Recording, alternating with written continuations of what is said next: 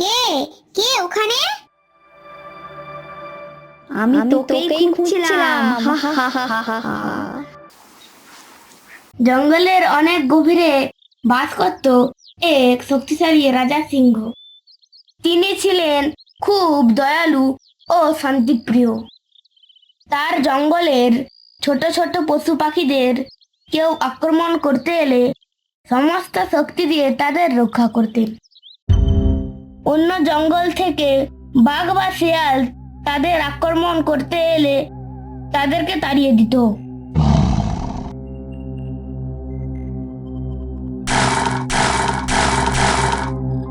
একদিন দূর জঙ্গল থেকে এক চালাক শিয়াল আসে।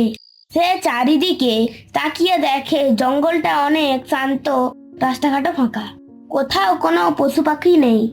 সে ধীরে ধীরে পা টিপে টিপে এগোতে লাগলো। হঠাৎ শিয়াল থমকে দাঁড়ালো।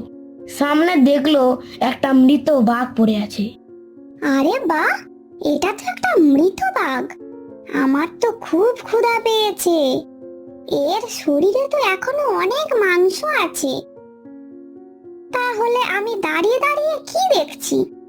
চালাক শিয়াল, মন দিয়ে আগে পেট ভরিয়ে নে, তাহলে তো মাথার বুদ্ধিটা আরো বেরোবে। শিয়াল ঠিক মুখ দিতে যাবে, সেই সময় দূর থেকে ভেসে এলো সিংহের গর্জন। আরে, এটা তো সিংহের গলা। মৃত্যু আমার পেছনে, সামনে পাহাড়, পালাবারও পথও নেই। চালাক শিয়াল, তাড়াতাড়ি কিছু একটা ভাব। সিংহ সামনে আসতেই শিয়াল শুনিয়ে শুনিয়ে বলল, রাস্তায় কোনো সিংহ না পেয়ে বাধ্য হয়ে এই বাঘটাকে মারলাম।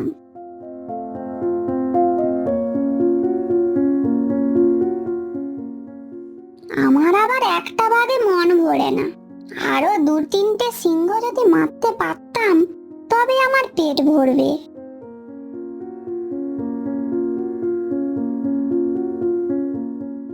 নিশ্চয়ই এই জঙ্গলে খোঁজ করলে সিংহ পাবো।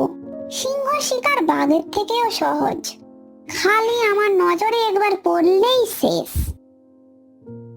সিংহ এই কথা শুনে ভয় পেয়ে পালিয়ে গেল।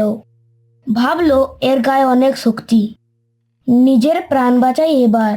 এইসব ঘটনা দূর থেকে লক্ষ্য করছিল এক বক। সে বলল, না, এটা ঠিক হলো না। আমাদের রাজামশাইকে ভয় দেখিয়ে ঠকানো হলো। একটা পুচকে শেয়ালের শয়তানি। আমি সমস্ত ঘটনা রাজামশাইকে গিয়ে জানাই। আরে, এই বকটা বোধহয় আমার চালাকিটা ধরে ফেললো।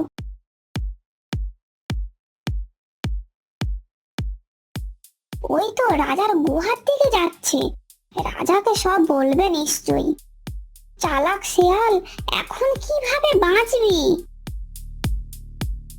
রাজামশাই, ওই পুচকে শেয়ালটা আপনাকে বোকা বানালো। আপনি কাছে গিয়ে একটা গর্জন দিলে ওর সব সত্য বেরিয়ে আসবে। ওরে বাবা, তুমি আমাকে মৃত্যু মুখে ফেলতে চাও কেন? আমি নিজের কানে শুনলাম ওর ক্ষমতার কথা। ও তো আরো দু তিনটে সিংহ মেরে হজম করতে পারে।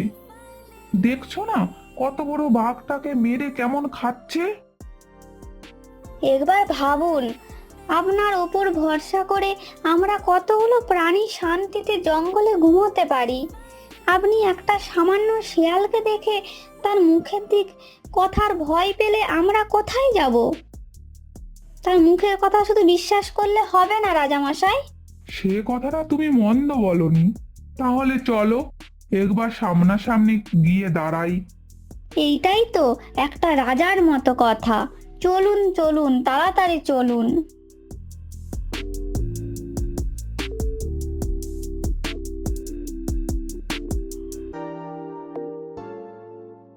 দুজনে আসছে এদিকে।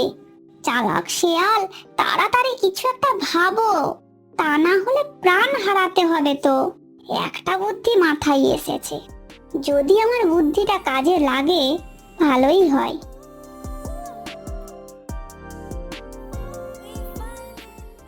আমার মনে হয় বকটা এতক্ষণে বকা সিংহটাকে বুঝিয়ে এখানে আনতে পারবে। ওই সিংহটা হলে আমার আজকের রাতের চিন্তাটা থাকবে না।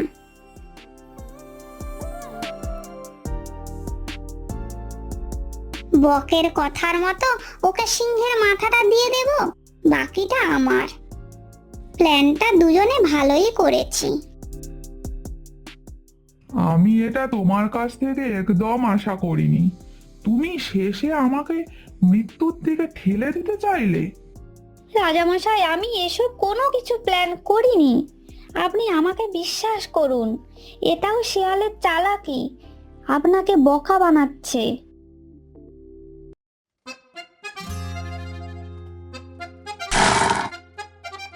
এই শেয়ালের সঙ্গে চালাকি করে কেউ বেঁচে যেতে পারে না। দেখ এখন কেমন লাগে।